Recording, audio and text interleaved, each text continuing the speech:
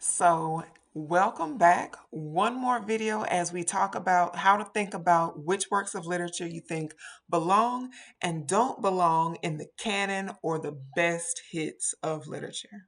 So, we've talked about three different aspects or characteristics that canonized works of literature need to show in order to belong there: artistic merit, historical value, moral value.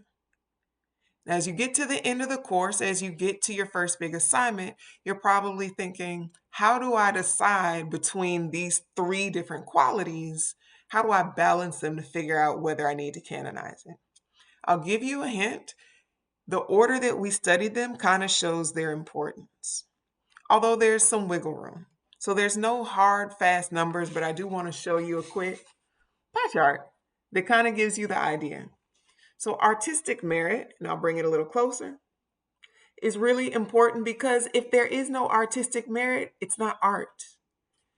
It's not literature.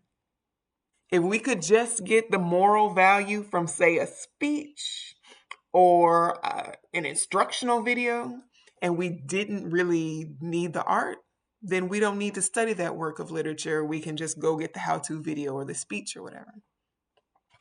Same thing with the historical value.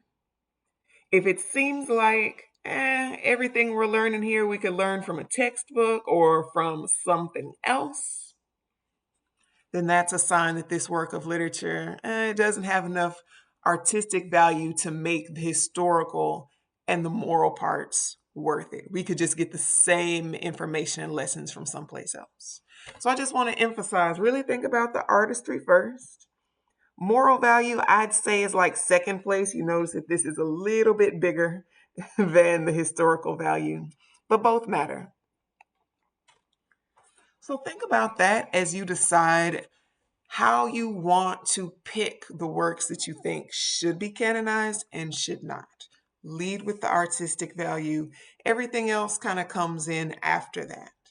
But of course, if you feel like it has absolutely none or negative moral value, right? If you feel like it's teaching a lesson that actually is counterproductive, hurtful to society, then this little piece of the pie right here actually goes into the negative territory and it might be taking away from the artistic value. Same thing with the historical value.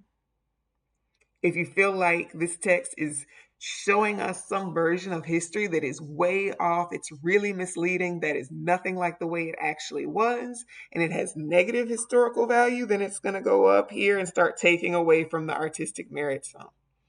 So you just want to look at how big a slice of the pie you have left once you think about, is there a slice for this category at all? Or is it eating into some of the other categories? And then how much pie is left? I hope that visual helps you as you think about whether to canonize or not canonize certain works of literature.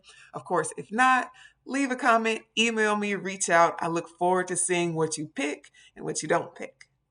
Bye.